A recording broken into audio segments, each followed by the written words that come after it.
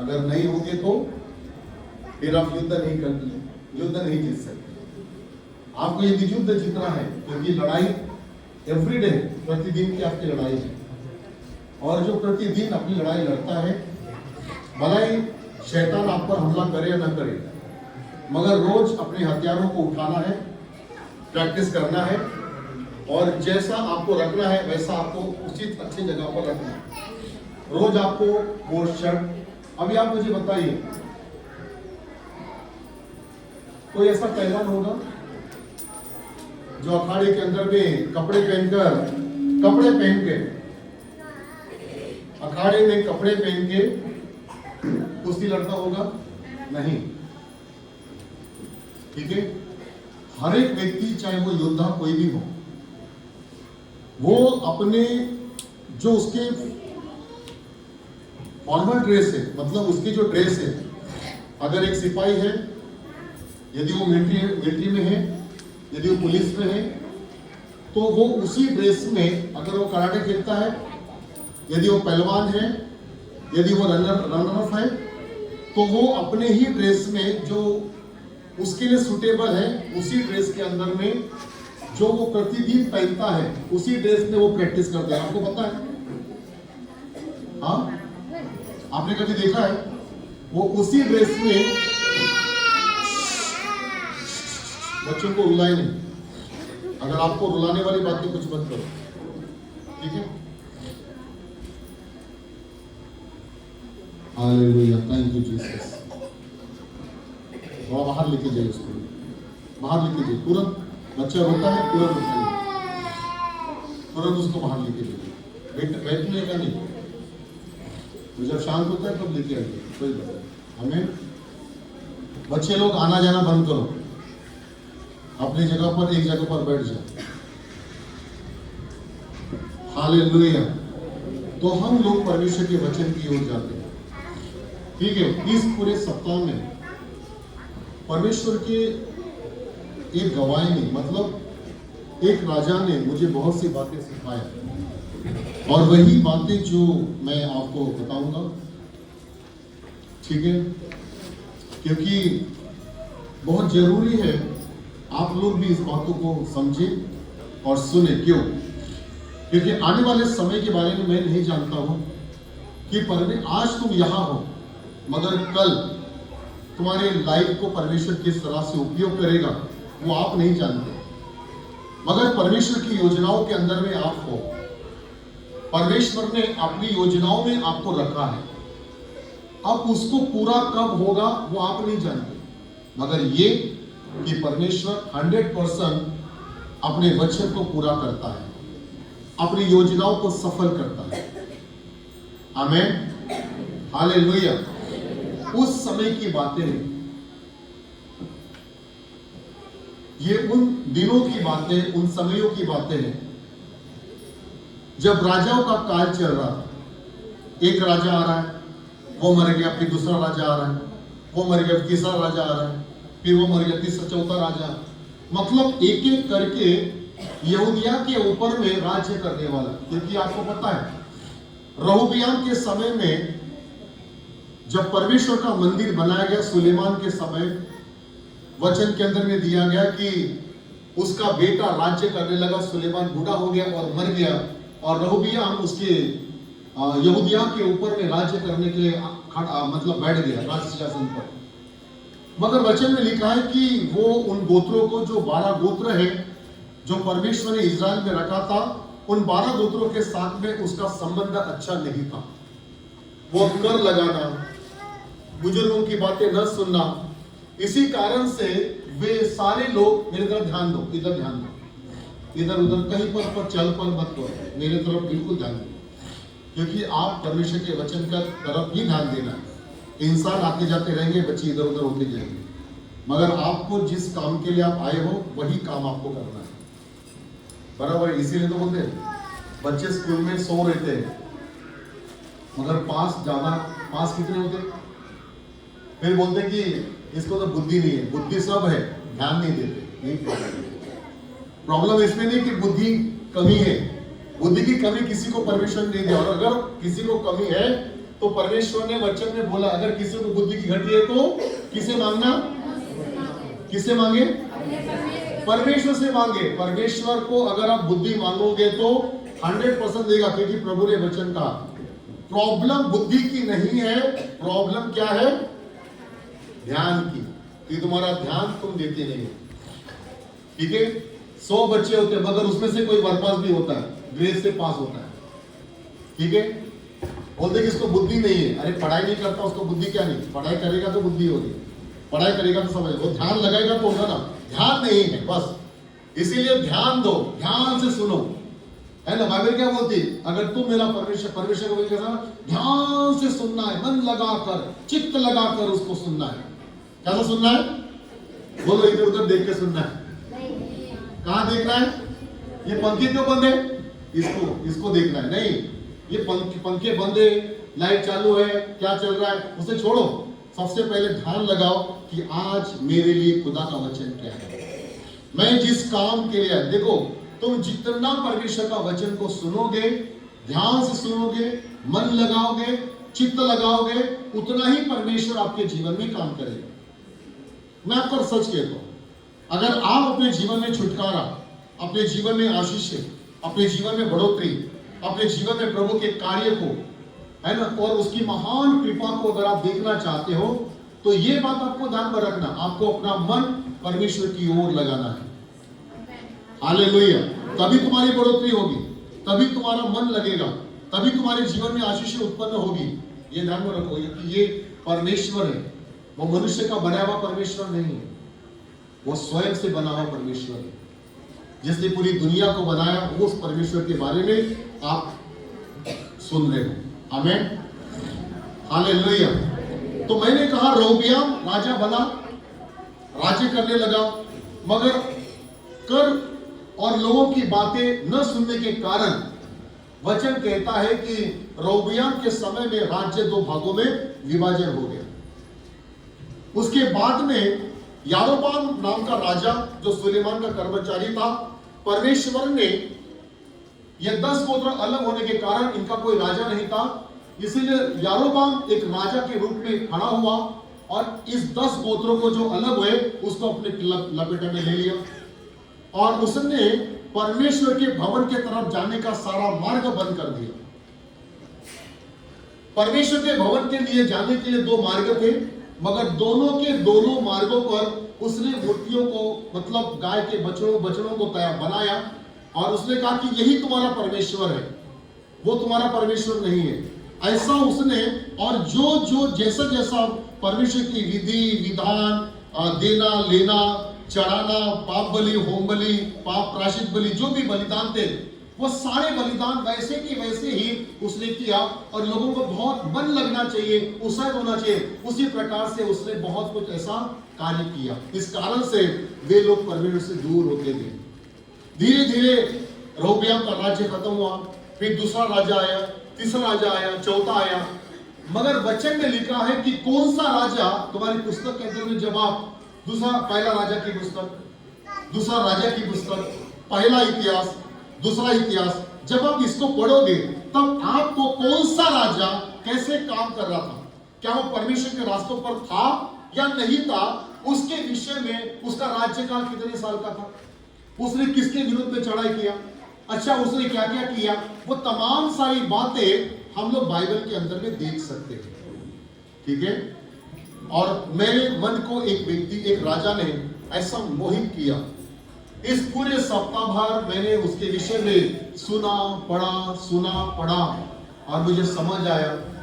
कल मैं रात में जो लोग रात में जुड़े थे, मैंने उनसे थोड़ा सा बात किया था उसके विषय में, और बहुत जरूरी है इन समयों के अंदर भी कि हम परमेश्वर के उस दास के बारे में, ठीक है, परमेश्वर का वचन उसके बारे में सुने। आमीन, हालेलुया। बाइबल इस बात को कहती है कि योशिया एक राजा है। ठीक है, मेरे पास में कोई भी आपका एक 8 साल का बच्चा है, आपके पास कोई 8 साल का बच्चा आपके पास है, 8 साल का कोई बच्चा है, 8 साल,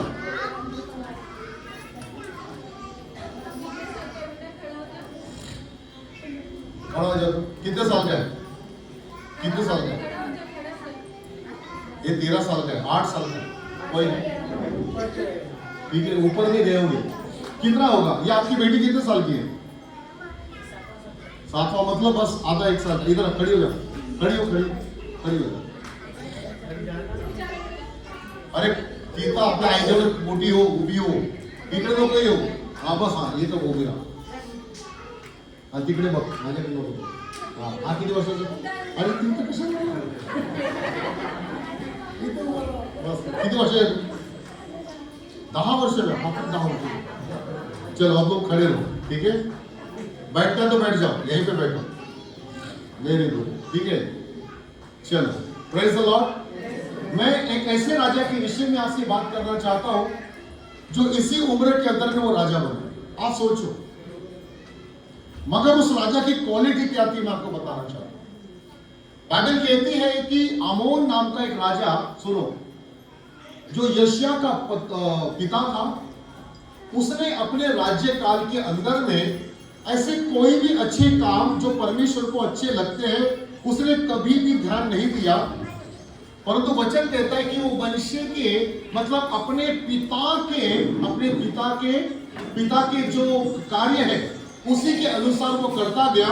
जैसे मनुष्य ने अपने राज्य काल में कभी भी परमेश्वर के लिए अच्छे काम नहीं किए और जो परमेश्वर के विरोध में है यही वो काम किया।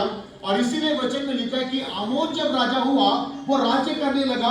अब अगर कुछ समय के बाद में वो राजा ने जिस प्रकार से प्रजा के साथ में व्यवहार करना चाहिए था ऐसा नहीं किया, और इस कारण से वचन में लिखा है कि राज्य के कर्मचारियों ने, मतलब उसी के कर्मचारियों ने आमोन को मार डाला। राजा मरने के बाद वचन में लिखा है उसका 8 साल का बेटा, अभी आप खड़े हो जाओ, खड़े हो जाओ, आप खड़े हो जाओ। अब आप सोचिए 10 साल का है ना, तू कितने साल की है? 7 साल। अब आप सोचो 1 साल में 1-1.5 साल बेटा का फर्क नहीं होता। बस आप सोचो कि इतना ही बड़ा था वो, बस इतना ही बड़ा, जब वो अपने पिता के राजगद्दी पर बैठ गया। इतना सा लड़का, कितना साल, कितना था?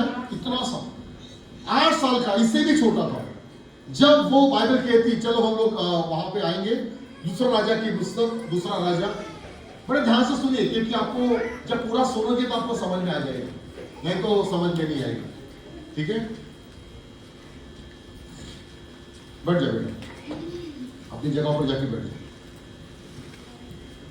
आप समझ गए ना, 8 साल का लड़का कितना बड़ा होता है? 10 साल का ज्यादा होता है। तुम दोनों ऊपर जाओ, तुम्हारा डांस वगैरह होगा, डांस। तुम तो बहुत बड़ी हो गई हो सबको भाई।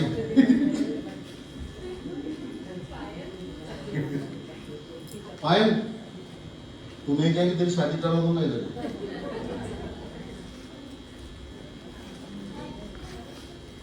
आमीन, हालेलुया। चलिए देखो, सुनो, योशिया के पिता परमेश्वर के रास्तों पर सही नहीं था। जरूरी नहीं है, सुनो, बाइबल हमें बताती है, मेरे पिता, सुनो, मैंने अपने घराने में मेरे पिता ने प्रभु यीशु मसीह पर विश्वास नहीं किया, मगर पहला चुनाव मेरे घराने में और मेरे पूरी जाति में मेरा पहला चुनाव है। शायद तुम्हारे जाति में कोई नहीं होगा, मगर परमेश्वर ने तुमको चुना होगा। आपको ध्यान में रखना, परमेश्वर कहीं से भी शुरुआत करता है अपने चुनाव की। पहली बात ध्यान में रखना, शायद तुम्हारे घराने में कोई नहीं होगा जिसने प्रभु यीशु मसीह को अभी सुना होगा या प्रभु यीशु मसीह का सुसमाचार उन तक पहुंचा होगा, कोई नहीं हो सकता। मगर यह ध्यान में रखना कि अगर आपके पुरखाओं ने परमेश्वर के बारे में नहीं सुना, प्रभु यीशु मसीह का वचन उनके पास नहीं गया, शायद मुझे नहीं पता, मगर ये बात ध्यान में रखना कि वो वचन परमेश्वर ने आपके पास लेकर आया। आमीन। तो ये बात ध्यान में रखो कि आमोन जो था वो परमेश्वर का अच्छा भक्त नहीं था, वो अच्छा राजा नहीं था, मगर वचन के अंदर में दिया गया उसका बेटा योशिया जब वो 8 साल का था, क्या लिखा है 22वें अध्याय में आ जाइए, 22वें अध्याय के अंदर, ठीक है, दूसरा राजा की पुस्तक, दूसरा राजा उसका 22वां अध्याय में हम लोग आएंगे, ठीक है। और वचन लिखा है, आमोन जो था वो परमेश्वर के अनुसार नहीं चला, और जो परमेश्वर की दृष्टि में बुरा है वही वो करता गया। वो मरने के बाद योशिया नाम का उसका बेटा उस राज गद्दी पर आ गया, जिसकी उम्र केवल कितने साल की थी? 8 साल की। वो 8 साल के अंदर में राजा बना। Praise the Lord.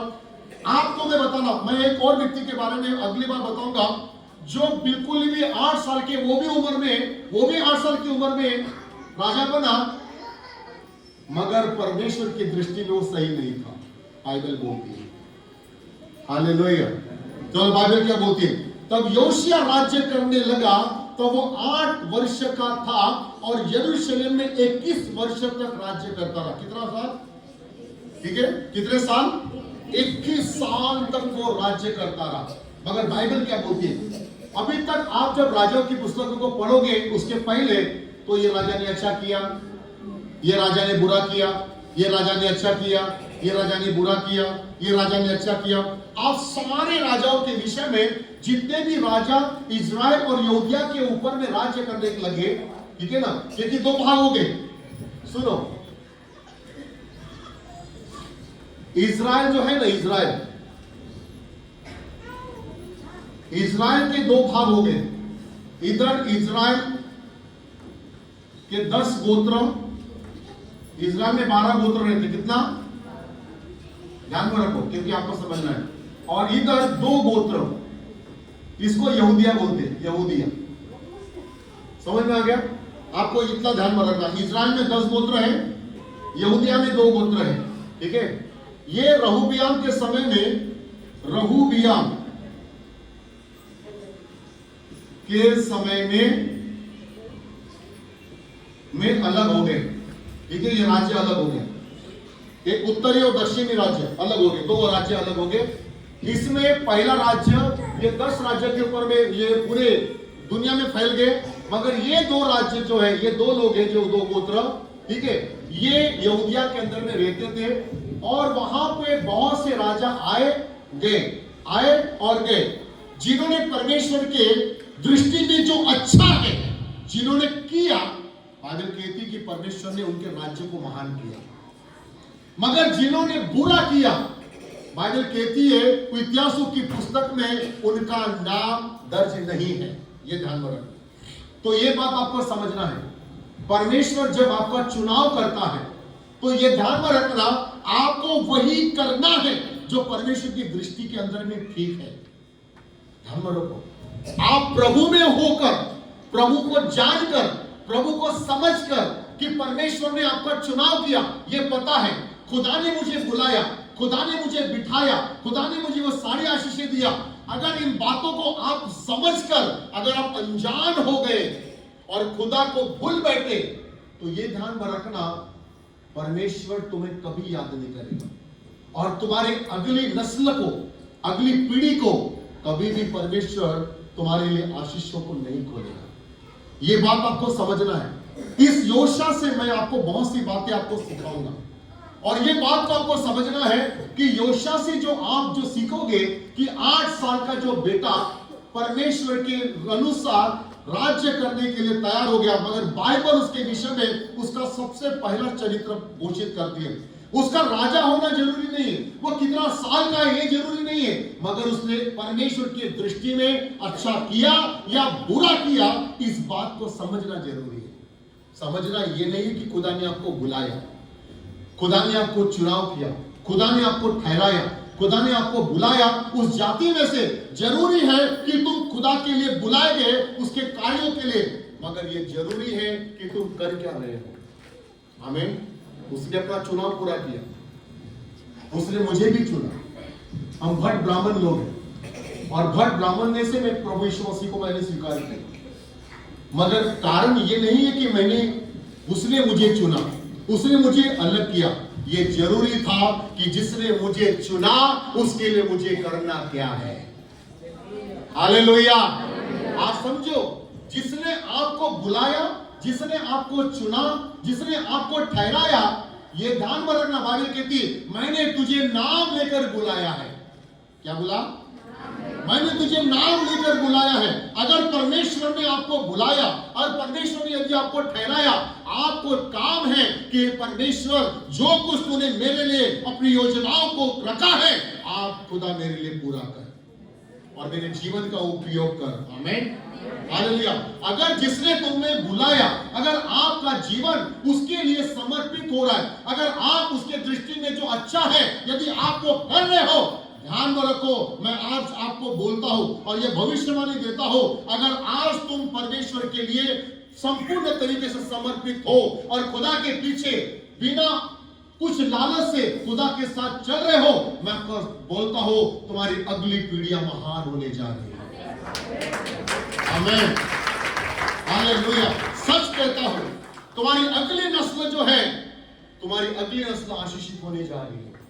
तुम्हारी अगली पीढ़ी, तुम रहो या मत रहो, तुम्हारी आंखें देखे या न देखे, ध्यान में रखना, तुम्हारी अगली जो नस्ल आएगी, तुम्हारी अगली जो पीढ़ी आएगी, तुम उसे प्रभु में देखोगे, तुम उसे आशीष में देखोगे। तुम्हें कुछ मिला या नहीं मिला, तुम्हें कुछ हुआ नहीं हुआ, मगर ये ध्यान में रखना, अगली पीढ़ियों के लिए परमेश्वर एक महान रास्ता तुम्हारे लिए ओपन करने जा रहा है। आमीन। मगर जरूरी है कि तुम अब जिसने तुम्हें बुलाया, जिसने तुम्हें ठहराया, तुम उसकी दृष्टि में कैसे हो, तुम उसकी दृष्टि में क्या कर रहे हो, तुम्हारी भक्ति कैसे है, तुम्हारी आराधना कैसी है, तुमने क्या डिसीजन लिए है, तुम कैसे निर्देशों के आधार पर चल रहे हो, तुम कैसे परमेश्वर का आदर प्रदान कर रहे हो। यह बहुत जरूरी है कि आप प्रभु के लिए क्या करते जा रहे हो, है ना, ये बहुत जरूरी है। आमीन, हालेलुया। ये ध्यान में रखो मेरे प्रियो, आपको परमेश्वर ने अपने राज्य का नेतृत्व करने के लिए आपको रखा है, आपको इसीलिए बुलाया। आमीन, हालेलुया। तुम किस लिए प्रभु के पीछे आए, इससे कोई फर्क नहीं गिरता। तुम्हारा काम पूरा हो गया, तुम चले जाओगे, मगर जो आगे बढ़ना चाहेगा, परमेश्वर बोलता है ये मेरे लिए सबसे अच्छा उत्तम पात्र है। Hallelujah, praise the Lord. चलिए बाइबल पढ़ेंगे। तब योशिया राज्य करने लगा, तब वो 8 वर्ष का था और यरूशलेम में 21 वर्ष तक राज्य करता रहा। उसकी माता का नाम यदीदा था, जो बोस्कतवासी अदाया की बेटी थी। देखो अभी सुनो दूसरा वचन, उसने वह किया जो यहोवा की दृष्टि में ठीक है और जिस मार्ग पर उसका मूल पुरुष दाऊद चला, ठीक उसी पर वो भी चला, और उसने न तो दाहिनी ओर और न बाईं ओर मुड़ा। उसका सबसे बड़ा एक अच्छी पहली क्वालिटी क्या है, वो परमेश्वर की दृष्टि में जो अच्छा है। आमीन, बोलो, परमेश्वर की दृष्टि में जो अच्छा है वो हमें करना है। संसार तुम्हें वाह करे, इसे कुछ मत करो। संसार तुम्हें बुद्धिमान ठहराए, तुम्हें बड़ा ठहराए, इसे कोई मतलब नहीं। तुम संसार से चाहे कितना भी प्रतिष्ठा पालो, वो किसी काम की नहीं। मगर परमेश्वर जब तुम्हें याद करता है, परमेश्वर के नजरों में वो प्रतिष्ठा कमाने की कोशिश करो जो परमेश्वर को अच्छी लगती है। आमीन। दुनिया तुम्हारी वाहवा करे, इससे कोई मतलब नहीं है। वो कुछ समय के बाद जब तुम थोड़ा गिर जाओगे, कमजोर हो जाओगे, तुम्हारा विरोध भी करेंगे, तुम्हारे विरोध में बात भी करेंगे। मगर ये बात आपको ध्यान में रखना है, परमेश्वर की दृष्टि में जो अच्छा है वो करने की जब तुम कोशिश करोगे, परमेश्वर तुम्हारा राज्य बसाएगा, तुम्हारी पीढ़ियों को बसाएगा और तुम्हें आशीषित करवाएगा। हालेलुया। और ये बात ध्यान में रखना, अगर तुमने परमेश्वर के विरोध में कुछ करने की कोशिश किया, तो ये बात आपको समझ जाना चाहिए कि जो आशीष खुदा ने रखा है, जो योजना परमेश्वर ने आपके विषय में किया है, जो कल्पना तुम्हारे विषय में परमेश्वर करता है, उसे तुम कभी पूरा होते हुए नहीं देखोगे। मगर उर्मिया 29:11 बोलता है, मैं तुम्हारे विषय कल्पना करता हूं, है ना, वो हानि की नहीं होगी मगर वो कुशलता की होगी, और मैं अंत में मैं तुम्हारी आशा पूरी करूंगा। Praise the Lord. परमेश्वर वो है, हालेलुया, कि जो क्या करता है, हमारी चीजों को पूरा करता है, हमारी आशीषों को संपन्न करता है। और उसकी सबसे अच्छी क्वालिटी क्या है कि वो अपने दाऊद के मूल पुरुष, दाऊद के अपने पुरखाओं के जो चाल दाऊद की थी, दाऊद जिस प्रकार से परमेश्वर की खोज में लगा रहा था और परमेश्वर की खोज करता था, उसकी आराधना, उसके लिए गीत गाता था, उसकी महिमा करता था, बाइबल कहती है वो अपने दाऊद मूल पुरुष के आधार पर वो चला, अपने पिता के आधार पर नहीं चला, ओमान के आधार पर नहीं चला। बाइबल कहती है किसके आधार पर चला? अपने मूल पुरुष दाऊद के आधार पर वो चला। उसने उसको टारगेट बना, अपने पिता को नहीं। ऐसा नहीं लिखा है कि उसने ओमान को, जो ओमान उसका जो पिता था, जैसा वो परमेश्वर की दृष्टि में बुरा था, वैसा ही वो भी परमेश्वर की दृष्टि में बुरा था। आमीन, हालेलुया। ऐसा नहीं था। बाइबल कहती है जो परमेश्वर की दृष्टि में सही था, योशिया अपने दाऊद, अपने मूल पुरुष के जो पुरखाए थे, जिसने परमेश्वर के साथ एक अच्छा जीवन जिया, आपको उसने उसी के आधार पर अपना जीवन रखा। बहुत जरूरी है, तुम्हारे घर के लोग किसकी भक्ति कर रहे थे, तुम्हारे परिवार के लोग किसकी आराधना कर रहे थे, आपको उसको समझना नहीं है। ये समझना है कि अगर खुदा ने मुझे चुना है तो मेरी अगली पीढ़ी जो आने वाली है वो मेरे खुदा की महिमा करने वाली है। Hallelujah, praise the Lord. कितने लोग हैं जो अपने सच्चे ईश्वर को अगली पीढ़ी को देना चाहते हैं, अपने अगली पीढ़ी को अपना सही ईश्वर देना चाहते हैं, अपनी अगली पीढ़ी को ये खुदा जिसके पीछे आप चल रहे हो, आप ये बात बोल रहे हो, बेटा जिसके पीछे मैं चली, जिसके पीछे मैं चला, तुम्हें उसी ईश्वर को पकड़ के आगे बढ़ना है। आमीन। तुम्हारा संदेश अगली पीढ़ी के लिए क्या है? तुम्हारा संदेश अगली पीढ़ी के लिए क्या है? क्या तुम्हारा संदेश अगली पीढ़ी के लिए यह है कि परमेश्वर, मैं अपने बच्चों को तेरी विचारों के आधार पर चलाऊंगा। हालेलुया। और ये बहुत जरूरी है कि जब तुम्हारे बच्चे छोटे हैं, अभी से उन बातों की तैयारी करो। कहीं ऐसा ना हो कि जब वो बड़े हो जाए, है ना, फिर वो मतलबी हो जाए, वो आपसे केवल प्रेम का मतलब करे, वो केवल पैसे से, डर से प्रेम करे, बुराइयों से प्रेम करे, और फिर तुम ये कहो, हाय अगर ये जन्म ही नहीं होता तो कितना अच्छा होता, काश अगर ये गर्भ में ही मर जाता तो कितना अच्छा होता। कि मैं जिसके पीछे चल रही हूं वो तो महान ईश्वर है, मगर जिसने ये बुराई उठाया, और आज कई सारे बच्चों को मैं देखता हूं, माता पिता पर हाथ उठाते हैं, माता पिता के आज्ञा पालन नहीं करते, आदर नहीं करते, जिन्होंने बुराई के काम करते हैं। ऐसे बच्चे नहीं होने चाहिए। हाय उन ऐसे बच्चों को जो अपने माता पिता का विरोध करते हैं और उन पर अपना हाथ उठाते हैं। आमीन, प्रेज द लॉर्ड। बाइबल कहती है जो परमेश्वर की दृष्टि में जो उत्तम है, वचन में लिखा है, वो उसने करता गया। आमीन, हालेलुया। और क्या लिखता है? और फिर क्या लिखता है? वो उसी मार्ग पर जो उसके दृष्टि में ठीक है, जिस मार्ग पर उसको मूल पुरुष दाऊद चला, ठीक उसी पर वो भी चला, और उसने न तो दाहिनी ओर मुड़ा और न बाईं ओर मुड़ा, वो परमेश्वर की खोज में लगा रहा। आमीन। इसका मतलब क्या है? वो परमेश्वर की खोज में लगा रहता। हालेलुया। आपको ये ध्यान में रखना, परमेश्वर की दृष्टि के अंदर में जो ठीक है वही करना। इसका मतलब वो परमेश्वर की खोज में लगा रहा कि परमेश्वर मुझे और कहां तक मुझे लेके जा सकता है, और परमेश्वर की योजना मेरे लिए क्या हो सकती है। वो ढूंढने लगा, वो खोजने लगा, वो अपने पिता के समान कार्य करने लगा। वो 8 साल का था मगर वो प्रभु की महिमा करने लगा। बाइबल बोलती है कि जब छोटा सा था शमूएल, है ना, वो परमेश्वर के मंदिर में ही बड़ा होता गया, और इधर एली के बच्चे भी बड़े होते गए, दोनों बड़े हो गए। इधर एली के बच्चे भी दोनों बड़े हो गए, और इधर शमूएल जो हन्ना ने अपने बेटे को समर्पित किया था परमेश्वर के लिए, वो भी बड़ा होता गया। और इन दोनों का पास्टर एक ही है, एली। हेलो सोने वालों, उठो। आमीन। ये दोनों का पास्टर एक ही है। एली के बेटे का, बच्चों का भी पास्टर एक ही है, और शमूएल का भी एक ही है। मगर वचन में लिखा है कि ये महायाजक की रीति पर काम कर रहे थे, और ये भी उसी के अनुसार पलता बड़ा होता है। मगर एक दिन वचन में लिखा कि जब ये जवान हो गए, जब ये बड़े हो गए, तब ये लोग क्या करने लगे? मंदिर के अंदर में आने वाली स्त्रियों के साथ में व्यभिचार करने लगे। सुनो, पास्टर के बेटे क्या करने लगे? मंदिर के अंदर में आने वाली स्त्रियों के साथ में व्यभिचार करने लगे, है ना। और ये बात जब एली को पता चला और एली ने जब उनको समझाने की कोशिश किया तब बहुत देर हो गई थी।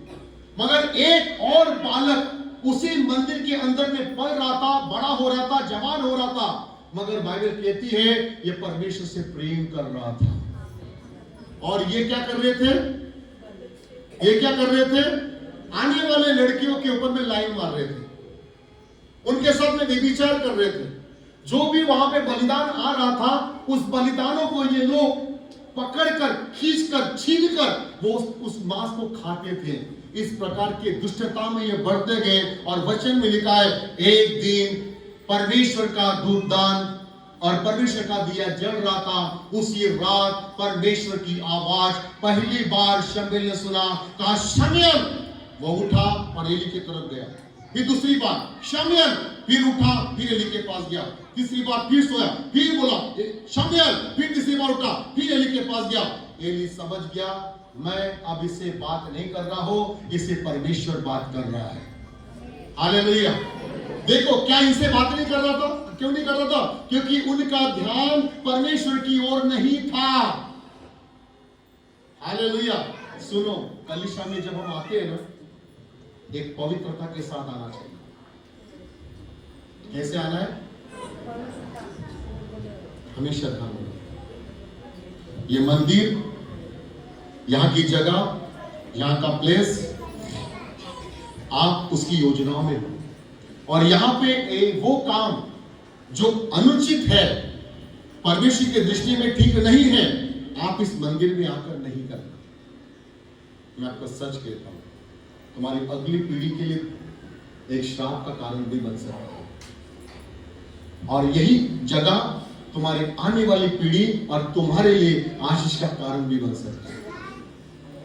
यहीं पर बहुत से लोगों ने तैयार हुए, यहीं पर इसी कलीसिया में लोग जन्म हुए, इसी कलीसिया में लोग बड़े हुए और आज इसी कलीसिया के अंदर में लीडर के रूप में खड़े भी हो गए। आमीन, हालेलुया।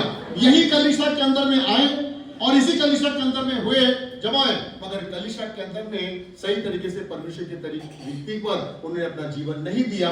उनकी भी बढ़ोतरी को मैं देखता हूं और उनकी भी बढ़ोतरी को देखता हूं जो लोग सचमुच में परमेश्वर की खोज किया और परमेश्वर को समझे और आज वो एक अच्छे प्रार्थना करने वाली योद्धा है। रात में जागते हैं, हर शनिवार को उठते हैं, प्रभु की महिमा करते हैं और प्रभु के लिए आगे बढ़ रहे हैं। आमीन, हालेलुया। अब तुम्हें सोचना है, तुम्हें समझना है, तुम्हें प्रभु को कैसा ढूंढना है, तुम्हें परमेश्वर की कैसी खोज करनी है। ये ध्यान में रखो, बाइबल कहती है कि योशुआ जो है अपने जीवन में जो परमेश्वर की नजर में ठीक है ऐसी खोज करता रहा और परमेश्वर उसके संग चलता रहा। हालेलुया। बाइबल क्या बोलती है? यशायाह 55 उसका 6 और 7 वचन क्या बोलता है? यशायाह की पुस्तक उसका 5 और 6 वचन, 6 और 7 वचन, सॉरी, यशायाह 55 अध्याय, यशायाह 55 अध्याय 55 अध्याय 6 और 7 वचन पढ़िए। हाँ जी, पढ़िए।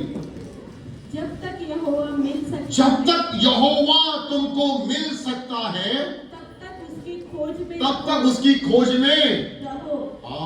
प्रभु बोलता है जब तक वो तुम्हें मिलता नहीं है तब तक उसकी खोज में रहो। कब तक खोजना है? जब तक वह निकट है। ऐसा आंखें बंद करके नहीं खोज सकते। हेलो, ऐसा आंखें बंद करके नहीं खोज सकते। ये खोजना नहीं होता, आंखें खोलकर खोजना। बोलो, आंखें खोल के खोजना है, आंखें बंद करके, आंखें बंद करके खोजना नहीं। हालेलुया। बाइबल को जब तक वो तुम्हें नहीं मिलता तब तक उसकी खोज में लगे रहो। जब वो तुम्हें मिलेगा 100% तुमको आशीर्वाद देगा। 100% तुम्हारे जीवन की हर एक वो आशीषें जो खुदा ने आपके लिए रखी है, जो योजना परमेश्वर ने आपके लिए रखा है, वो 100% पूरा करेगा। आमीन। बाइबल इसलिए बोलती है मत्ती 7:7 में, क्या ढूंढो तो तुम क्या करोगे? उसे पाओगे। इर्मिया 29:13 में क्या लिखा है?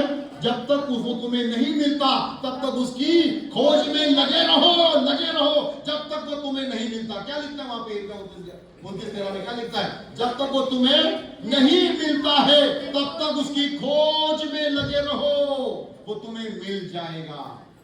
ईश्वर एक बड़ी खोज है, ऐसा नहीं मिलता कलिशा में चला गया, जीवन शांति में जाके बैठ गए तो हमको ईश्वर मिल जाएगा। ईश्वर मिलता नहीं भैया।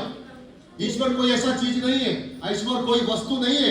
ईश्वर वो है जिसने पूरी दुनिया को बनाया। तुम्हें उसकी खोज करनी पड़ेगी तब तुमको मिलेगा। ईश्वर एक बड़ी खोज है।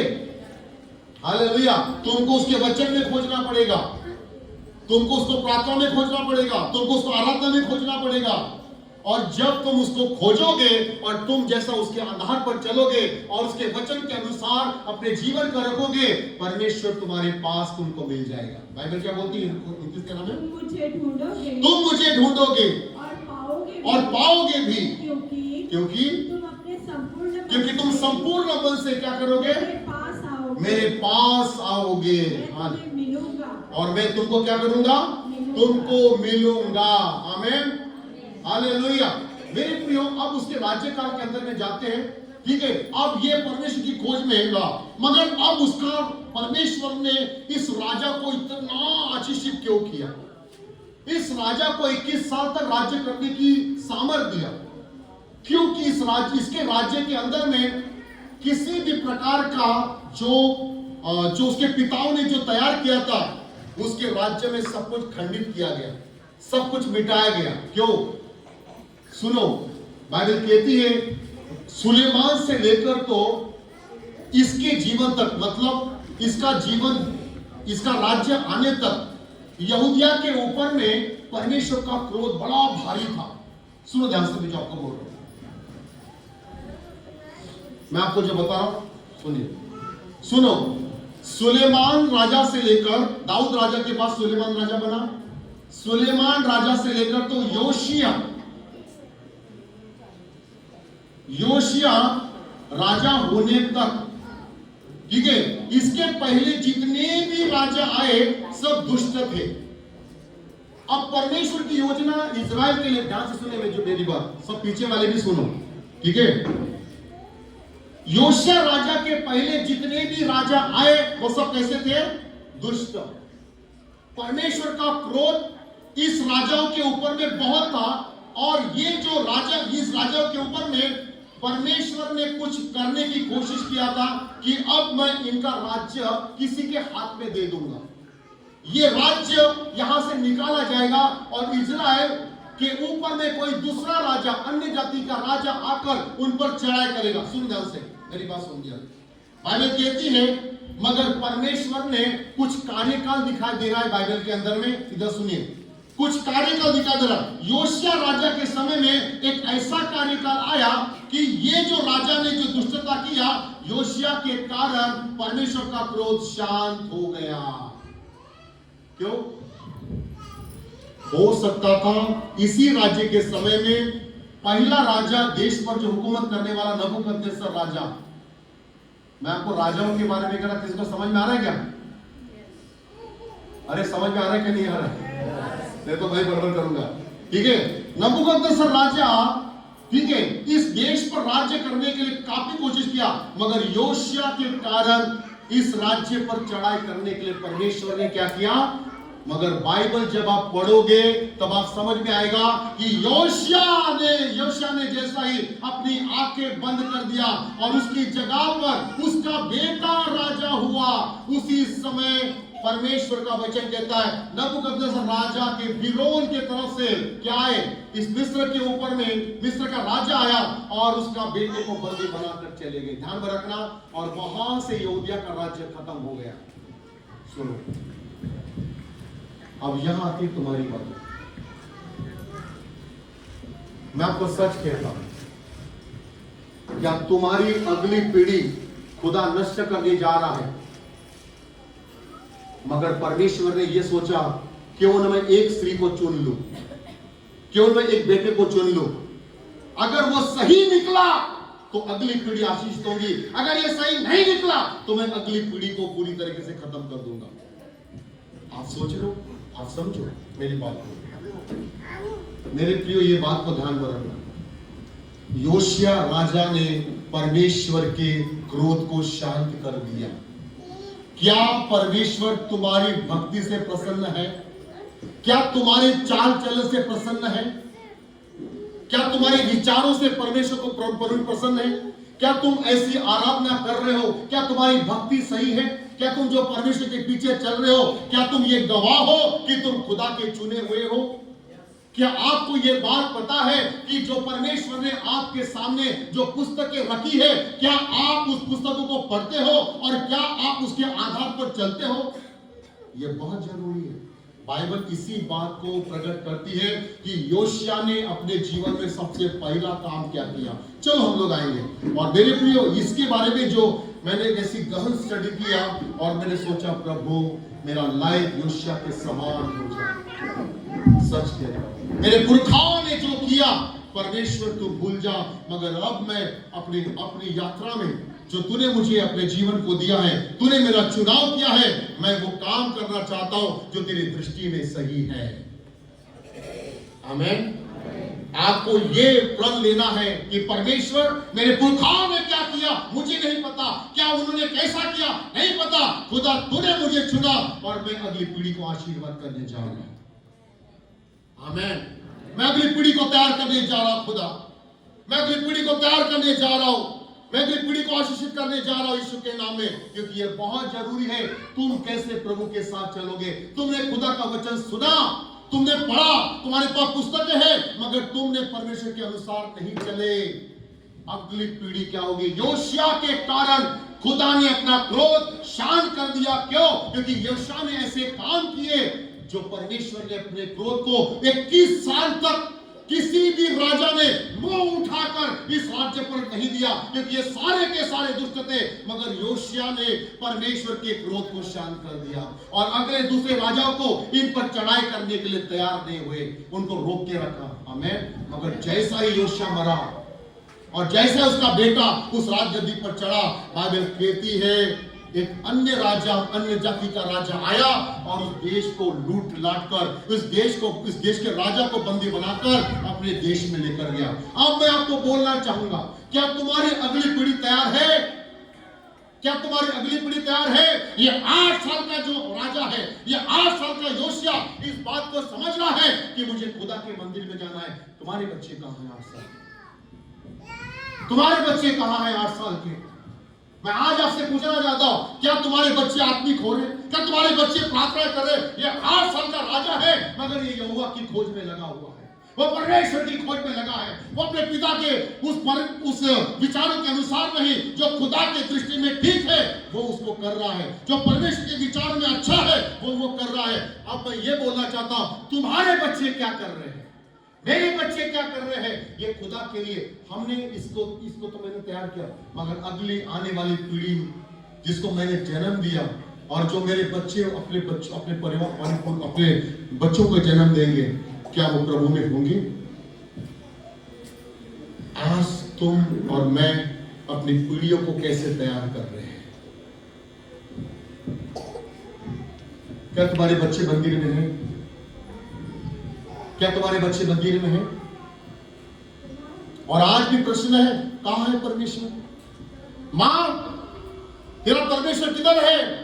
मैंने तो आज तक कभी कुछ देखा नहीं तेरी जिंदगी में। क्या प्रश्न आज भी है? क्या आपके बच्चे परमेश्वर के पास आने के लिए रोक रहे हैं? आपके बच्चों को खुदा का वचन दिया गया, मगर आज खुदा का वचन भर भर के भरा है दिमाग में, मगर आज भी बीड़ी पी रहे, आज भी दारू पी रहे, बुराई की संगति कर रहे, बुरे बुरे कार्यों में लगे हुए हैं। मैं आपको बोलना चाहता हूं, अगली पीढ़ी तुम्हारी क्या होने जा रही है? आमीन। आप क्या करने जा रहे हो? योशिया ने मेरे लाइफ को बदला है। योशिया ने मुझे रात और दिन सोचने के लिए मजबूर कर दिया, खुदा इस व्यक्ति ने क्या जीवन जिया है अपने राज्य काल के अंदर में। आपको बताना चाहूंगा, तीसरे वजह से पढ़िए क्या लिखा है। अपने राज्य के 18वें वर्ष में राजा योशिया ने असल्या के पुत्र शापान मंत्री को, जो मशुल्लाम का पोता था, यहोवा के भवन में यह कहकर भेजा। सुनो, पहली चीज, परमेश्वर के भवन में, ध्यान से सुनो, उसने दूसरी कोई आज्ञा नहीं दिया। सबसे पहले वो काम करो कि जो खुदा का भवन कई दिनों से क्या है, क्यों पता है? क्योंकि उसके राज्य, ये राजा होने के पहले तक कोई भी व्यक्ति मंदिर में नहीं जाता था। सारे मंदिर के अंदर में जो सुंदरता थी मंदिर की, वो सब बेकार हो गई।